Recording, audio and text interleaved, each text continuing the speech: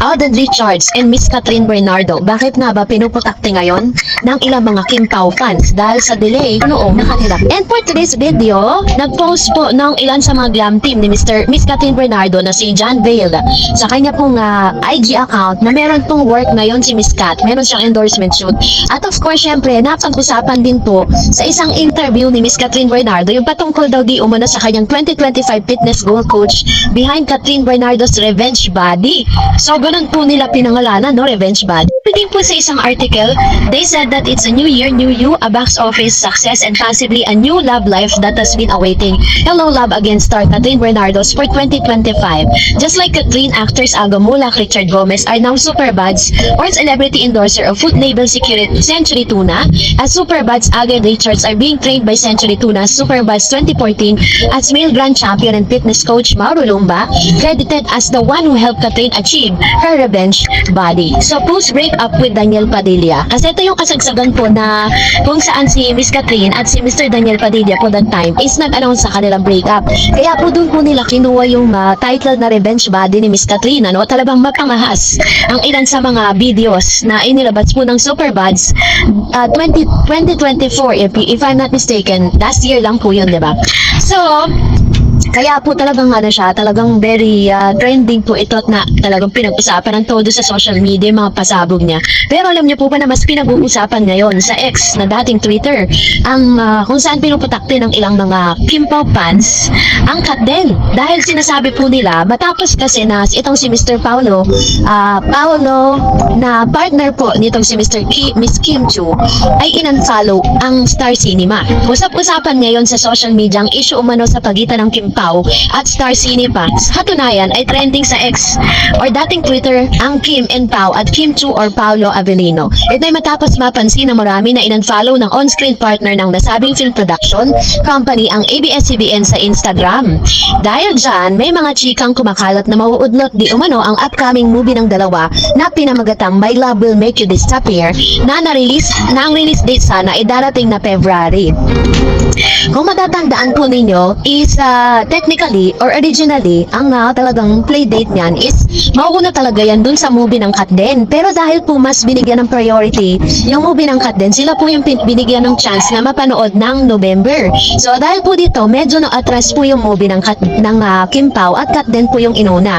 Isa rin sa talagang ikinapuputok ng buchi ni Mr. Paolo Avellino dahil this coming February 12 na nga po ang play date nito. Pero wala pa pong inilalabas na teaser, ni wala pong mga parang series of na mga mall tour na nagaganap. Dapat daw sa mga ganitong dates ay meron na po silang tinatawag na mall tour.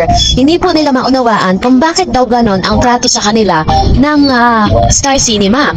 At dahil dito, nagalit po yung mga fans sa Kat din dahil parang mas binigyan daw ng prioridad at importansya yung collaboration movie ni Catherine at ni Alden Richards. Ang punto lang po dyan, bakit naman kailangan nilang idamay ang Kat din? Dahil ang Kat din naman po is parang sumusunod lang naman sila kung ano po yung instruction sa kanila ng kumpanya. And dahil po dito talagang nakakagulo po ngayon sa X at talagang yung mga Kat din at mga Kim Pao fans talagang nagsasagutan sila, nagbabardagulan sa Twitter. So all in all, wala naman talagang kinalaman or wala naman pong kasalanan si Catherine at Alden Richards sa mga bagay nito. Well, in fact, inuna naman ng Star Cinema at ng GMA Pictures yung kanilang movie or naging priority man sila, napatunayan naman nila na deserve nilang mauna sa linya. At siguro naman din, alam din ni Miss Catherine, ni Mr. Kim Chu na si Miss Catherine Bernardo po is part po ng A-lister. So, number 1 po siya sa top 10 A-lister ng ABS-CBN. Kaya talagang priority po yung proyekto niya. Sana lang na maunawaan ang mga Kim Pao fans at wag po nilang masyadong dinedegrade nila masyado yung mga Kat din fans na parang yung Kat din ang sinisisi nila sa mga bagay na ito. Pero anyways, according naman po dun sa post ni Miss Kim Chu, natuloy pa rin po ang play date nila this coming Feb 12. Hintayin na lang natin kung ano po yung mga further announcement with regards to this. ngayon po, of course, bago tayo magpatuloy sa ating updates, magbasa muna tayo ng ilan sa mga komento ninyo. Inayin natin si Miss Benga Susena. Miss Tareds, ang Katniel ay o ng Bernardo family lang yon. Ang business partner ni Kat at DJ ay ang dalawang branch ng Barbero Blues. Pero ayon doon sa isang columnist na si Ogie Narvaez na talagang abante, yung Barbero Blues ay kinuha pa na ni Kat, binalik na lang ang share kay Daniel at pinalitan na din ang name ng Barbero Blues. Ayun. So, yun po yung kanyang assessment with regards to this. And sabi ni Mr. Renato Say, I don't know kung merong sudden changes sa pagpalabas ng Incognito, pero kung tignan natin, design for Free TV talaga to. Kaya saan naman ito ipapalabas sa channel? Alam naman natin na wala ng franchise ng ABS-CBN for sure. Hindi GMA kasi conflict ang schedule, puno na rin ang time slot. GMA, kung Channel 5, alangan naman din malamang to, or kaya naman Villar sa channel, pero cable TV yon. Kaya Netflix lang viable option.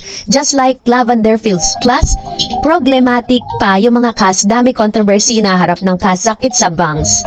Actually po yun po rin ang inaasahan natin na talagang pang-free TV talaga tong serye na to. Pero yun nga, dahil sa mga kontrobersiya, napunta siya ng Netflix. But anyways, ang tawag naman dun is pay-per-view, diba? Kailangan mo magbayad para makapanood ka sa Netflix. May mga may mga series po yan. And doon malalaman kung magna-number 1 ba yan dyan or whatever. Kasi parang yun na talaga yung inaabangan ng mga tao streaming platform eh. Sabi po ni Miss Arlinda, wala namang problema kung makapag-business si Alden kay Kat. Hindi naman katulad ni Alden kay Daniel. Malaki ang respeto ni Alden kay Catherine at edukado rin siya. Sabi ni Mr. Joel Lopez, pwede namang magsarili si Alden ng sariling resort. Di naman kailangan nakisosyo pa si Alden kay Kat. Kayang-kaya naman niyang mag-isa. Ito naman yung kanyang komento with regards to this one. And marami nga po yung yung talagang masasabi natin na nagdo-double thinking sila if they're going to pursue these businesses. Pero this time is yun nga yung naging desisyon nila. Ma'am si Arlene Navarro, wala namang problema kung makikipag-business si Alden kay Kat. Hindi naman katulad si Alden, ayun, inulit niya lang pala yun, no? Pwede namang magsarili si Alden ng resort. And sabi ni Miss Gloria, kung tunay na buhay, sila ay magsawa na. Bakit issue ba yung gusto ni Alden maging part sa negosyo ni Kat?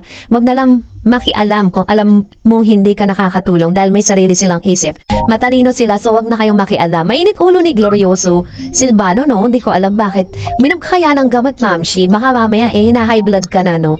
So anyways, aside dun po sa updates na to is hanggang sa ngayon naman po, hindi pa naman naglalabas ng any updates with regards to that.